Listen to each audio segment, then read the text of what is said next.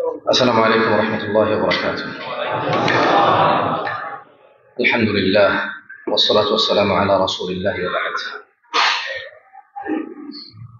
প্রশংসা আল্লাহ তাআলার, যিনি এক বিন্দু তুচ্ছ পানি হতে আমাদের সৃষ্টি করেছেন সুন্দরতম অবয়বে, তারপর প্রেরণ করেছেন এই পৃথিবীতে নর এবং নারী হিসেবে। আমরা সবাই বলি আলহামদুলিল্লাহ। অসংখ্য দরুদ ও সালাম নাযিল হন মুস্তাফা সাল্লাল্লাহু আলাইহি ওয়াসাল্লামের উপর, যার পর এই পৃথিবীতে আর কোনো নবী রাসূল আগমন করবেন না। আল্লাহুম্মা সাল্লি আলাইহি আল্লাহুম্মা বারিক আলাইহি। এটা সরাই ফেলা যায় না একটু? আচ্ছা, ঠিক আছে, থাক।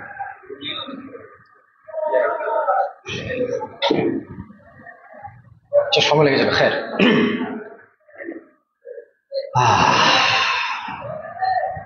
আল্লাহুম্মা সাল্লি আলা মুহাম্মদ।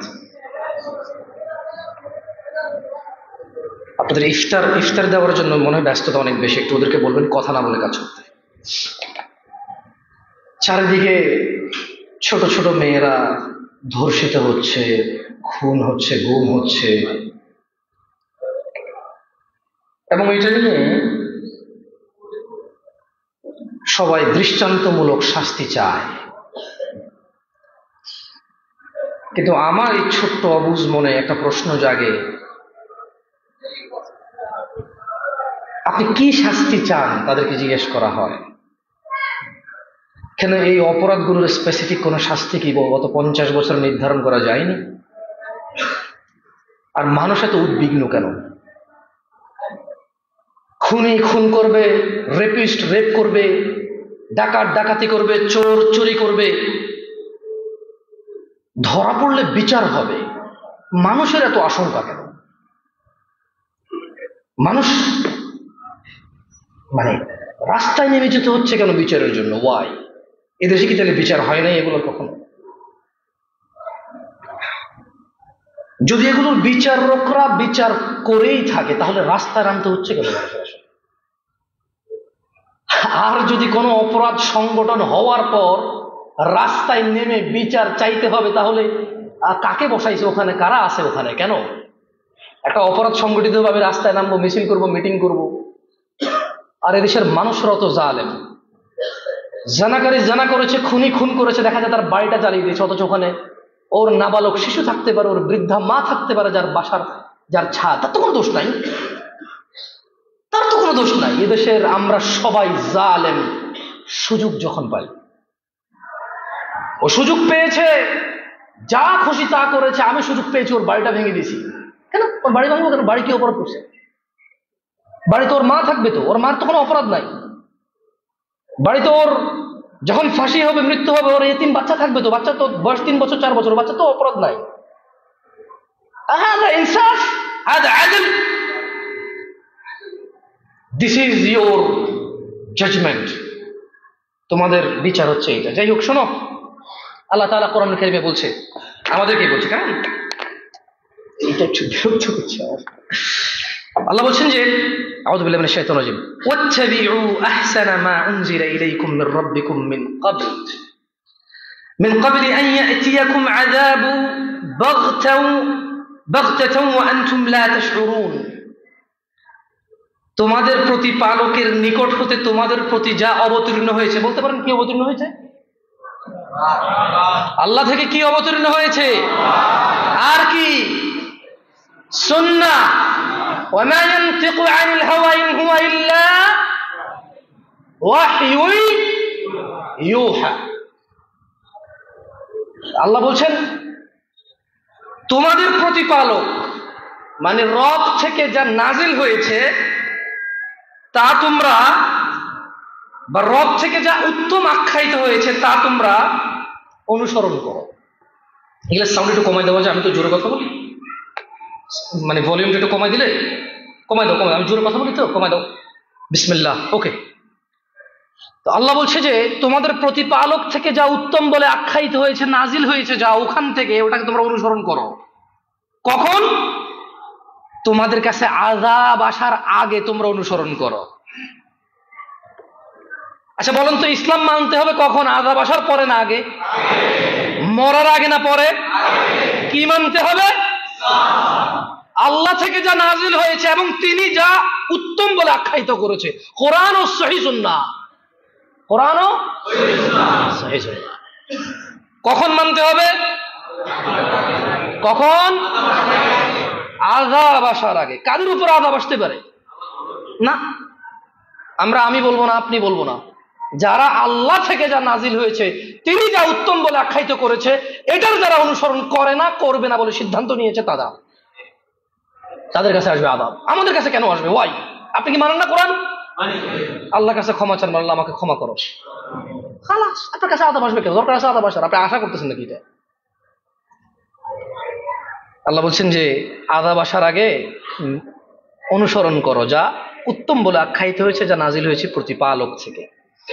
আন তাকুলু নাফসান ইয়া হাসরাতা আলা মা ফাররাতু ফি জামবিল্লাহ ওয়া ইন কুনতু লামিনাস সাখিরিন, যাতে কাউকে বলতে না হয় হায় আফসোস, আমি আল্লাহর প্রতি আমার কর্তব্য অবহেলা করেছিলাম।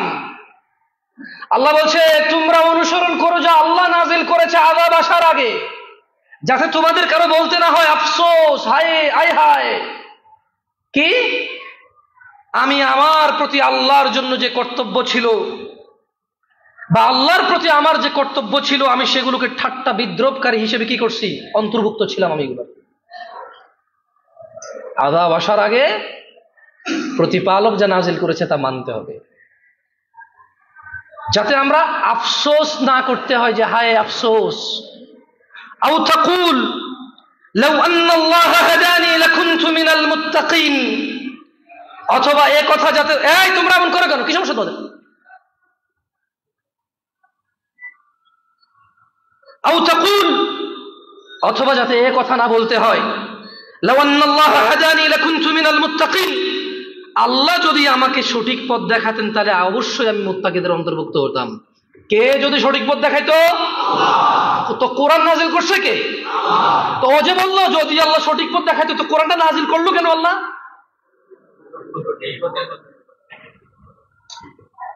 মানে আল্লাহ বলছে যে আযাব আসার আগে ভালো হও, যাতে এটা বলতে না হয় যে আল্লাহর প্রতি যে কর্তব্য ছিল আমি ঠাট্টা বিদ্রুপ এনেছি, অথবা যাতে এটা বলতে না হয় যে আরে আল্লাহ যদি আমাকে হিদায়াত দিত আমি তো হিদায়াতের অন্তর্ভুক্ত হইতাম, আমি তো ভালো হইতাম, আমি তো চোর ডাকাত জানি হইতাম না, আমি তো বেনামাজি সুদখোর ঘুষখোর হইতাম না, আমি তো বেরোজগার হইতাম না, আমি তো নেশাগ্রস্ত নেশাখোর হইতাম না। আল্লাহ যদি আমাকে হেদায়েত দিত, কে যদি হেদায়েত দিত? তো কোরআন কে নাজিল করেছে? নেশা ওখানে হারাম না হালাল? জুয়া ওখানে হারাম না হালাল? রোজা ভঙ্গ হারাম না হালাল? রেপ করা হারাম না হালাল? চুরি করা হারাম না হালাল? নামাজ ত্যাগ করা হারাম না হালাল? অন্যায় অবিচার জুলুম করা হারাম না হালাল? তাহলে ও ওটা বলবে, দেখছেন? ও বলছে আল্লাহ যদি আমাকে হিদায়াত দিত আমি হয়তো মুত্তাকি হইতাম। আচ্ছা তো তোমাকে তো আল্লাহ হিদায়াতের জন্য কোরআন নাজিল করেছে, যা যা করার কারণে তুমি বলতেছো আমি হিদায়াতের অন্তর্ভুক্ত ছিলাম না, যদি আল্লাহ হিদায়াত দিত আমি হইতাম।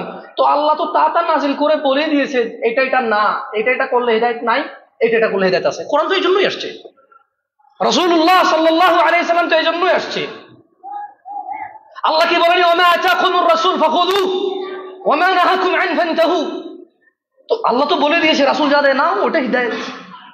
ওয়া মা নাহাকুম আন ফান্তাহু, যা উনি নিষেধ করে সেটা হচ্ছে কি?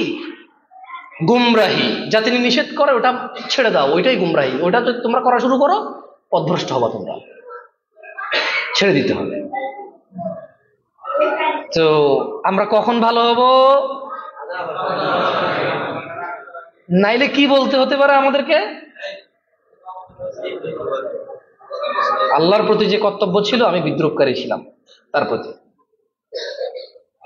অথবা যদি আল্লাহ আমাকে হিদায়াত দিত তাহলে আমি কি হইতাম? মুত্তাকি হইতাম। কি হইতাম? মুত্তাকি হইতাম। যাই হোক, আমি শুরুতে দুইটা কথা বলেছি, আপনারা কিছু মনে করিয়েন না। আপনাদের আবার মনে করার অভ্যাস বেশি, কিছু করার নাই। আমি নিজেও অনেক ভয় থাকি আপনাদের সাথে কথা বলার সময়, কোন টাইটেল কি দিয়ে আপলোড করেন, দেখা যায় দিন দুনিয়া সবই গেল। কেন মাইশার আগে, সরি ওর নাম কি, আসিয়ার আগে মাইশার কথা শোনেন না আপনারা? 8 মাস আগের ঘটনা। ফাহিমার কথা শোনেন নাই? 8 মাস আগে ওই যে দুধ, মানে আইসক্রিম বানানোর জন্য দুধ রেডি করছে, তো ওই মাত্র 3 বছরের বাচ্চা, মাত্র 3 বছরের বাচ্চা। তো ধুলাবালি ফেলতেছিল, খেলার ছলে ধুল পড়ছে ওই আইসক্রিম বানানো দুধের মধ্যে। ওকে মেরে ওর আঁত পর্যন্ত, ওর মানে পশ্চাৎ দেশ দিয়ে ওর আঁত পর্যন্ত বের হয়ে গেছে। আমরা কি জানি ওই খুনের কি হয়েছে? মাইশার খুনের কি হয়েছিল আসলে? আমরা কি জানি ওর কি বিচার হয়েছিল? আসি আর বিচার চাচ্ছি, আমি বিচারের বিপক্ষে না। But what about those girls গত 10 বছরে যাদের 8 বছর 9 বছর আগে নির্যাতিত হয়েছে? আরে গতকালকে তো এটিএন বাংলা বলছে এই যে শেওড়াপাড়া রামপুরায় বাবা নিজের মেয়েকে ধর্ষণ করেছে। হ্যাঁ, ও মসজিদের ভিতরেই আমরা এনাফ না? আমি কি বলতেছি ফিতনা ফাসাদ করতে? This is you brother, this is me. লোকের বউ মারা গেছে 1 মাস আগে, বউ মারা 3 দিনের মাথায় সে তার 14 বছরের মেয়ের সাথে অশ্লীলতা করে, লিপ্ত হয়। And then ATN Bangla news, and then সেটা কন্টিনিউ করতে থাকে জোর জবরদস্তি। তার যেহেতু বস্তিতে থাকে, প্রতিবেশী কেউ একজন দেখতেছে রাত 9টা-10টার দিকে লাইট জ্বলতেছে, খচখচ আওয়াজ শুনতেছে। সে টিনের ফাঁকি দিয়ে তাকায়, দেখে যে ওই বাবা অসৎ কর্মে লিপ্ত হওয়ার জন্য ফার্মেসি থেকে নিয়ে আসা কোনো কিছু বের করছে। আপনারা যেটাকে সন্তান প্রতিরোধক কি যেন বলেন, ওরকম কিছু আর কি, হ্যাঁ, নাম বলতে পারতেছি না লজ্জায়। তখন তার মনে একটা সন্দেহ জাগে যে তার স্ত্রী মারা গেল 1 মাস আগে, সেটা বের করবে কেন? তো সে পেশাব করে চলে যায়, চলে গিয়ে এরপরে তার ওয়াইফকে নিয়ে আবার আসে, বা সে এসে আবার দেখে যে তার বাবা, মানে মেয়ের বাবা মেয়ের সাথে অনৈতিক কাজে লিপ্ত হচ্ছে। অ্যান্ড দেন সে তার ওয়াইফকে এবং তার ম্যানেজারকে ডেকে নিয়ে আসে, গ্রামবাসীকে ডেকে নিয়ে আসে। ওর বাবা প্রথমে অস্বীকার, যাওয়ার পরে তারা ফার্মেসি থেকে যা নিয়ে আসছে তা খুঁজে বের করে দেখে যে এটা, বলে যে এটা কেন এখানে। সে বললো যে যা হয়ে গেছে, ভুলে গেছে, আমি আর করবো না। এর বিচার কি বলতে পারেন? আরে ইসলাম তো বলে আসছেন না বিশ্বন, দাঁতের বদলে দাঁত,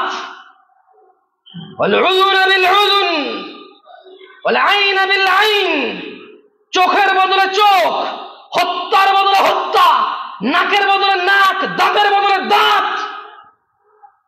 আপনি বলছেন যে অমানবিক, অমানবিক। ও ঘুষি দিয়ে দাঁত ভেঙে গেছে, এখন এই দাঁতটা কেমনে ভাঙবো? ও ছুরি দিয়ে গুতায় ওর চোখ বের করে ফেলছে, এবং এই লোকটা যেই নেই শুনে কেমনে চোখটা বের করবো? আরে ভাই, হোয়াটস রং উইথ ইউ? সে একজনের চোখ বের করছে, তার চোখ বের করলে হোয়াটস রং উইথ ইউ ভাই? এটা তার কাছে কোনো, দেখেন আপনার কাছে না খুব খারাপ লাগে, কিন্তু যে লোকটা একজনের চোখ বের করে ফেলছে, ইটস ইজি ফর হিম ভাই। অমানবিক হয়তো যদি একজনের চোখ না বের করতো কারো, তাহলে এরকম কারো চোখ বের করলে অমানবিক। কিন্তু সে তো একজনের চোখ বের করে ফেলছে, সে তো একজনের দাঁত ভেঙে ফেলছে, তার দাঁত ভাঙলে অমানবিক কেন হবে? তার কাছে তো দাঁত ভাঙা ইজি। সো এই ইজি কাজটা তো তার সাথে হবে। সে একজন লোককে হত্যা করছে, এখন তাকে হত্যা করলো, অসুবিধা কোথায়? হত্যা করা তার কাছে সহজ, হত্যা হয়ে যাওয়া তার জন্য কঠিন কেন হবে?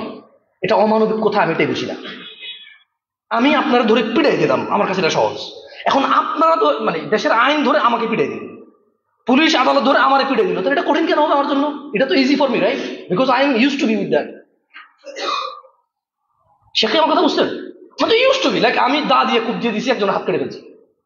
এখন গভর্নমেন্ট আসবে, হুকুমা আসবে, সরকার আসবে, ল হবে, বিচার হবে, হাত কাটে ফেলা হবে প্রকাশ্যে, অথবা যেভাবে পারে সরকারে করবে।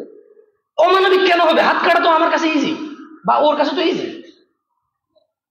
আল্লাহ আমাদেরকে বুঝার তৌফিক দান করুন। নাহলে এরকম বলবেন যে দৃষ্টান্তমূলক শাস্তি চাই। তা কি দৃষ্টান্তমূলক শাস্তি? 8 বছরের মেয়েকে ধর্ষণ করছে, দৃষ্টান্তমূলক শাস্তি কি? মানে কি শাস্তি কি দৃষ্টান্তমূলক বলতে চান আপনি? ফাঁসি? ফাঁসি কিসের দৃষ্টান্তমূলক শাস্তি? প্রথম কথা হলো অবিবাহিত। অবিবাহিত হলে ফাঁসি ঠিক আছে, দিচ্ছি অবিবাহিত ফাঁসি, ওকে। অবিবাহিত, বিবাহিত পুরুষ জানা করেছে, জানা। আমি ফতোয়া দিই না, এই জন্য দিলাম না, বড় আলেম থেকে জেনে নিয়েন। কটুক গেড়ে ওরা পাথর মারতে হবে, এটা জেনে নিন বড় আলেম থেকে। এইটা হচ্ছে দৃষ্টান্তমূলক শাস্তি। ফাঁসি দিলে কিসের দৃষ্টান্তমূলক শাস্তি? ও বিবাহিত জানাকারী, ওর ফাঁসিতে কিসের দৃষ্টান্তমূলক শাস্তি? এটা কিসের দৃষ্টান্ত? যদি এরকম দৃষ্টান্ত হইতো তাহলে এদেশে কি ফাঁসি কম হয়েছে? এদেশে আপনি কি মনে করেন ফাঁসি কম হয়েছে? তো কে ভয় পায়? এই গত সরকারে কতগুলো মানুষ রাজনীতি করার জন্য ফাঁসি দিয়েছে না? তো গত সরকার নিজেও তো অবৈধ কাজে লিপ্ত ছিল, এই সরকারের সবাই ফাঁসি দিতে চাইতেছে না। এখন বলতেছে না শেখ হাসিনাকে খবর দিয়ে এরা ফাঁসি দিতে হবে, বহুত মানুষ আসছে। তো এখন এও তো ভালো হবে না, এরপরে যেটা আসবে ওইটাও অন্যায় করবে, জানে যে ফাঁসি হবে, তারপরে তো অন্যায় করবে, করবে না? এগুলো কিসের দৃষ্টান্তমূলক শাস্তি? এমন কিছু করতে হবে যেটা কোরআন ও সুন্নাহ বলেছে, যেটা দৃষ্টান্ত হয়ে থাকবে যে শাস্তিও হয়েছে, ইবাদতও হয়েছে। শাস্তিও হয়েছে, বলেন তো, দাঁতের বদলে দাঁত ভাঙলে দুইটা কাজ হয়, কয়টা কাজ হয়? শাস্তি হয়, আবার ইবাদত হয়। কারণ দাঁতের বদলে দাঁত ভাঙতে কে বলছে? চোখের বদলে চোখ কে বলছে? তাহলে দুইটা জিনিস হয়, এক শাস্তি হয়, দুই ইবাদত হয়। কারণ আল্লাহ যে শাস্তি দিয়েছে সেই শাস্তি সেই করেছে। আর শোনেন, বললে তো আপনারা খেপে যাবেন, যারা আল্লাহর হুকুম মানে না তারা কাফের। মানে বিচার ফয়সালা যারা আল্লাহর হুকুম বাদ দিয়ে অন্য কারো হুকুম করে, কোরআনে আছে এগুলা। বড় আলেম থেকে ফতোয়া নিয়ে নিন, আমি ফতোয়া দিব না, কেমন? আমি রমাদান নিয়ে কথা বলি, ইনশাআল্লাহ আমার বক্তব্য শেষের দিকে চলে যাব। দিনী ভাইরা, আপনি যদি আরো 200 বছর বাঁচেন,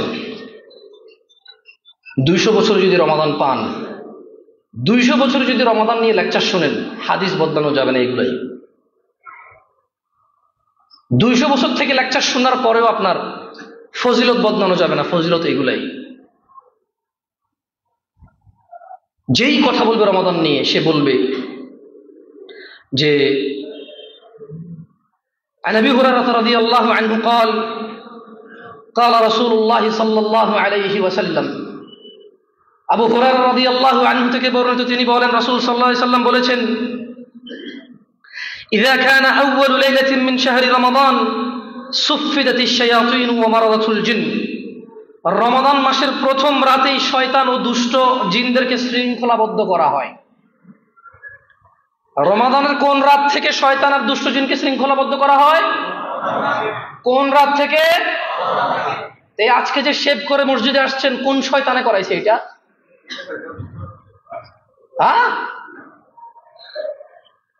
ও আবার শয়তান খুঁজে, ইবলিস তো নাই ভাই, ইবলিস नहीं, उसका काम तमाम हो गया इस महीने के लिए। मिनल जिन्नति अन्नास। শয়তান কয় রকম? সারা জীবন ইবলিসের গেলাইছি ভাই, আফসোস ইবলিসের মতো একটা মানে জিনের মধ্যে ইবলিস আছে, আমরা চিনি। মানুষের মধ্যে যদি একটা নাম থাকতো কারো, তাহলে আমরা বুঝলাম যে হ্যাঁ, ওইটা জিনের মধ্যে হচ্ছে ইবলিস, ওদের নেতা। মানুষের মধ্যে এই হচ্ছে আমাদের শয়তান, মানে মানুষ শয়তানের নেতা হচ্ছে। তাইলে মনে হয় আপনারা বুঝতে পারতেন, যেমন এদেশে পর্দা হচ্ছে মহিলার ওয়াজ, ঠিক তেমনি শয়তান হচ্ছে ইবলিস। শয়তান হচ্ছে কে? কিন্তু পর্দা যে পুরুষের ওয়াজ, শয়তান যে মানুষের মধ্যেও আছে, এই দুইটা জিনিসই আমরা অনুভব করি না। রমাদানের কোন রাত থেকে শয়তানকে শৃঙ্খলাবদ্ধ করা হয়? যারা মাগরিবের সালাতটা পড়েন নাই বা পড়ছেন, ইফতারটা করে সিগারেট খান, কোন শয়তানে খাওয়াইছে? হ্যাঁ, তো আল্লাহ তো বললো যে দুষ্ট জিনকে আল্লাহ বন্দি করে। দেখছেন আল্লাহ কি সুন্দর করে বলছে না, যে আমি শয়তান এবং দুষ্ট জিনকে বন্দি করি। এগুলা কোন জিন, কোন শয়তান? কি মিষ্টি শয়তান যেগুলা সিগারেট খাওয়ায়, দাড়ি কাটায়?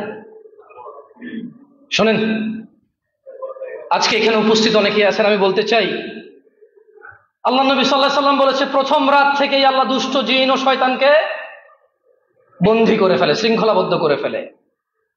ওয়াগুল্লিকাত আবওয়াবুন নার, জাহান্নামের দরজাকে তিনি বন্ধ করে দেন। ফালাম ইউফতাহ মিনহা বাব, এবং জাহান্নামের একটি দরজাও খোলেন না। হোসেনপুরের মানুষ, কিসের জন্য এখনো আল্লাহ থেকে তোমরা দূরে আছো? শয়তান, দুষ্ট জিন, তাকে আল্লাহ বন্দী করে রেখেছে, শৃঙ্খলাবদ্ধ করে রেখেছে। জাহান্নামের দরজাগুলো বন্ধ করে দিয়েছে তিনি, গফুরুর রহিম, রহমানুর রহিম, আজিজুল কওয়িযুল কুওয়াতিল মাতিন, বন্ধ করে দিয়েছে।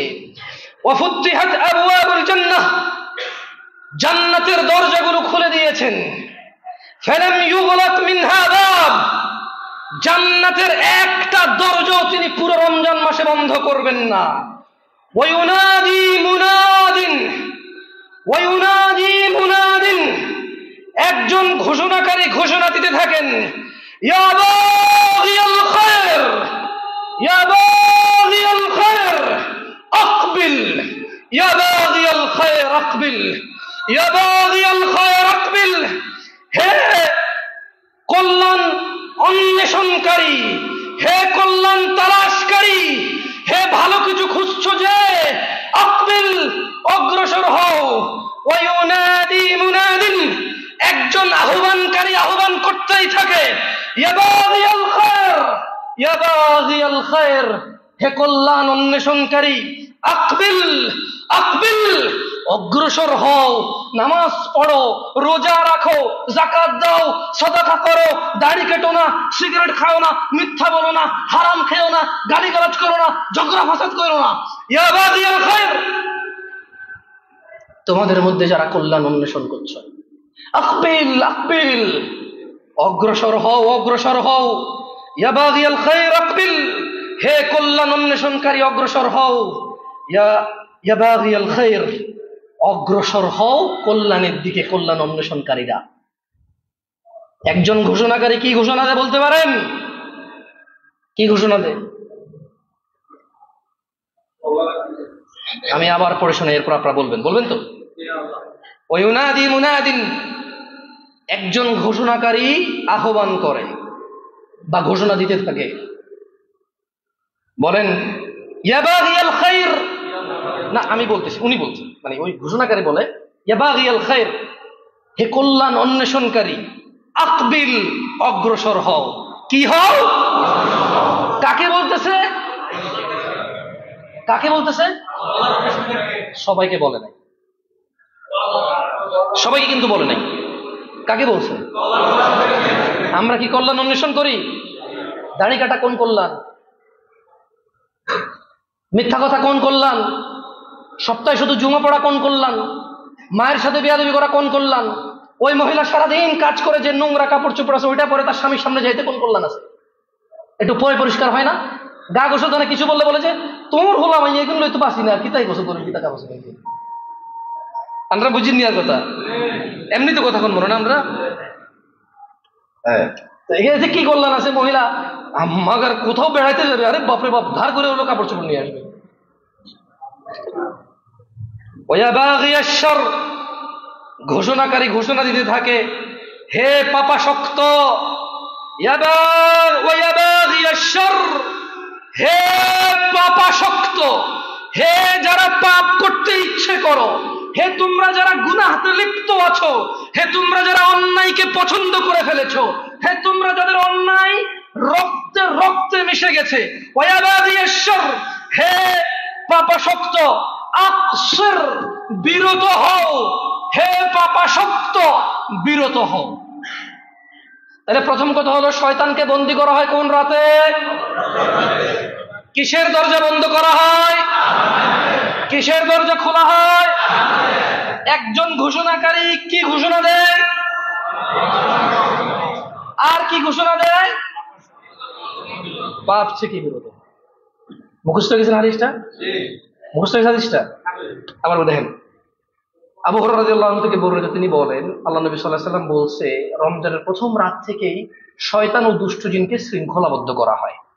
জাহান্নামের সবগুলো দরজা বন্ধ করা হয়, একটাও খোলা হয় না।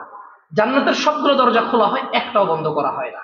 একজন ঘোষণাকারী ঘোষণা দেয়, হে তোমরা যারা কল্যাণ কামনা করো অগ্রসর হও। ওই ঘোষণাকারী ঘোষণা দেয়, হে তোমরা যারা পাপাসক্ত আছো বিরত হও। সুবহানাল্লাহ, ওয়ালিল্লাহি উতাকাউ মিনান নার, আর বহু লোককে আল্লাহ তাআলার পক্ষ হতে এই রমাদান মাসে মুক্ত করে দেওয়া হয়। ওয়াযালিকা কুল্লুল লাইলা, আর এটা প্রত্যেক রাতে হয়। বলেন তো প্রত্যেক রাতে কি হয়? প্রত্যেক রাতে ওই মুনাদি ঘোষণা দেয়, আসো। প্রত্যেক রাতে আল্লাহ কিছু মানুষকে কি করে দেয়? মুক্ত করে দেয়। কি করে দেয়? কোথা থেকে মুক্ত করে বলতে পারেন? জাহান্নামে কি আছে বলতে পারেন? কি শাস্তি? হ্যাঁ, ওকে কিছু বলি তাই শোনেন। জাহান্নামে ফুটন্ত পানি খাবে। কি এমনি খাবে না, কাঁটাযুক্ত, আল্লাহ কাঁটাযুক্ত গাছ খাওয়াবে। কেমন? ওটা গলায় আটকিবে। এটা কি আটকিবে? এখন সেটা ভিতরও নিতে পারবে না, বাহিরও করতে পারবে না। এরপর সে পানি চাইবে, তাকে ফুটন্ত পানি দেওয়া হবে, রক্ত। ফুটন্ত পানি খেলে তার এই কাঁটা আর পেটের আঁত উজলি যা আছে সব বেরিয়ে যাবে। এত গরম পানি দেওয়া হবে জাহান্নামে। জাহান্নামে বুঝতে পারছেন কি দিবে? জাহান্নামীদের রক্ত পুষ দেবে। জাহান্নামের সর্বনিম্ন যাকে শাস্তি দেওয়া হবে, কয়লা তার পায়ের নিচে দিলে মাথার এই মস্তিষ্ক টকবক টকবক টকবক করে উত্তরাবে। এর নিচে আর কারো শাস্তি নেই জাহান্নামের।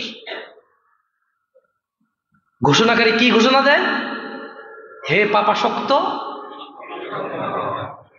বিরত হও। হে কল্যাণ অন্বেষণকারী, আল্লাহ তাআলা আমাদেরকে তৌফিক দান করুন। আমি আগেই বলেছি, রমাদানে আপনি 200 বছর পেলে, 200 খুতবা পেলেও এগুলোই আপনি শুনতে হবে। এই কল্যাণকর কথাগুলো আপনি শুনবেন যে জাহান্নাম বন্ধ হয়, জান্নাত খোলে, শয়তানকে আল্লাহ শৃঙ্খলাবদ্ধ করে, জান্নাতের দরজা বন্ধ হয় না, আল্লাহ প্রতি রাতে মানুষকে ক্ষমা করে। এগুলোই মানতে হবে ভাই। সত্যি কথা বলেন তো, আপনি এগুলো আগে শুনছেন নাকি শুনেন নাই? দেখছেন? আমার পক্ষে কি নতুন করে বলা সম্ভব? আর বললে কি সঠিক হবে? নতুন কথা বললে কি সঠিক হবে? আল্লাহ আমাদেরকে বুঝার তৌফিক দান করুন।